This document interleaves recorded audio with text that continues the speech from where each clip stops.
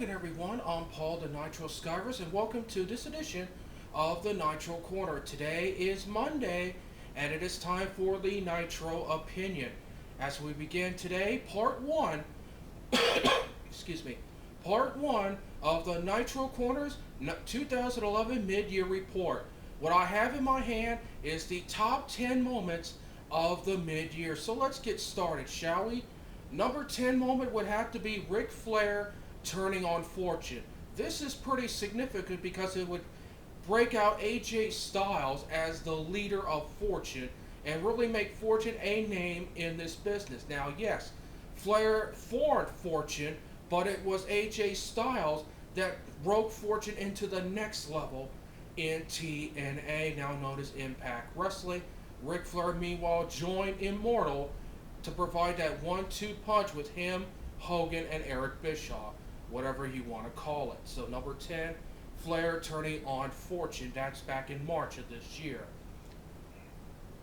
Number 9 happened in May of this past year. It was Karma debuting for Monday Night Raw. What an awesome force Karma was, laying out divas left and right like Michelle McCool, who's no longer in the WWE. Eve Torres, the Bella Twins. That was before she announced that she was pregnant and had to leave Raw, but she will be back. You can guarantee me on that.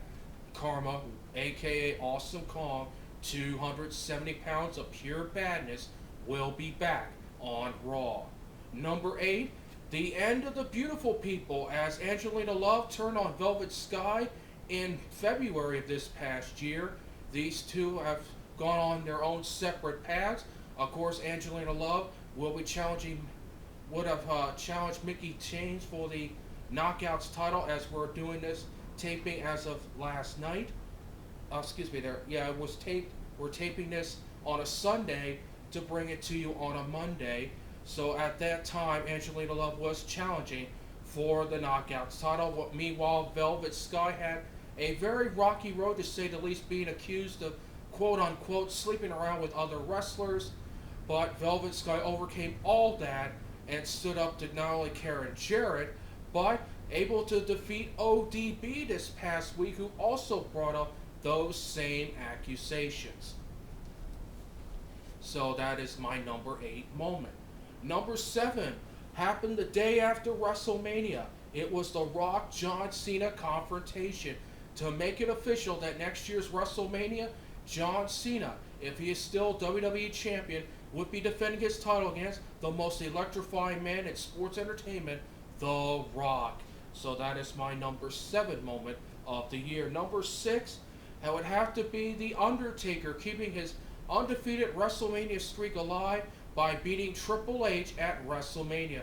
Many people consider this a match of the year candidate, as does I. It was a very brutal match.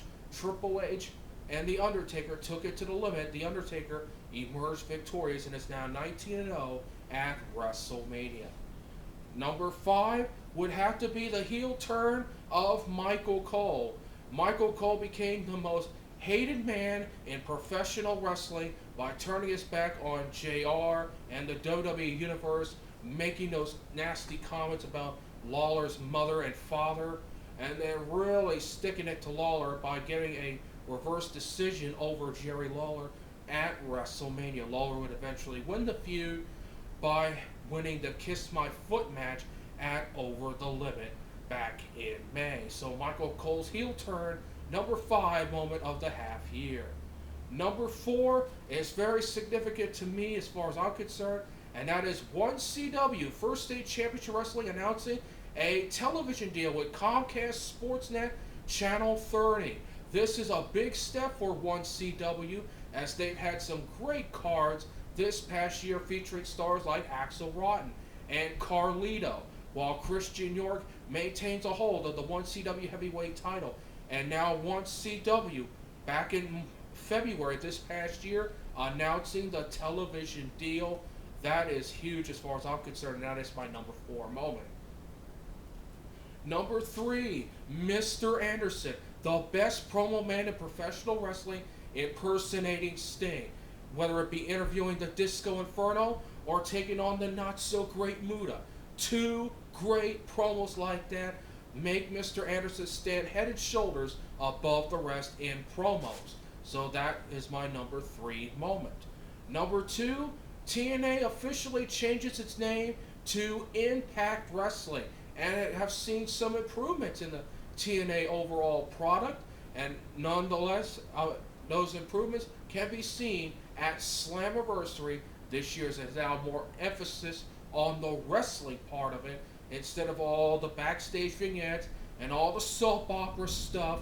It is back to being somewhat of professional wrestling, and I hope they continue to improve.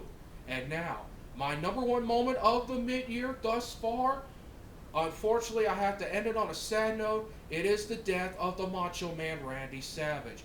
And even to this very day, they still talk about it. Leaping Lenny Puffle recently discussed his brother's death on the internet at the TV Tracks channel on YouTube.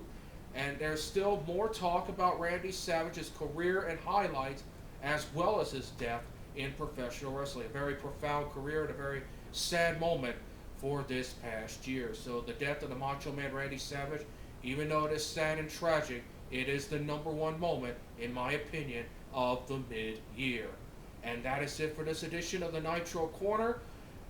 Tomorrow will be the Monday Night Raw report, and I'll have part 2 of the Nitro Corner's mid-year report. Next Monday on the Nitro Opinion, I'll give you my top 10 wrestlers of the mid-year. Until then, and until tomorrow, I am Paul the Nitro Skyver saying, so long everybody.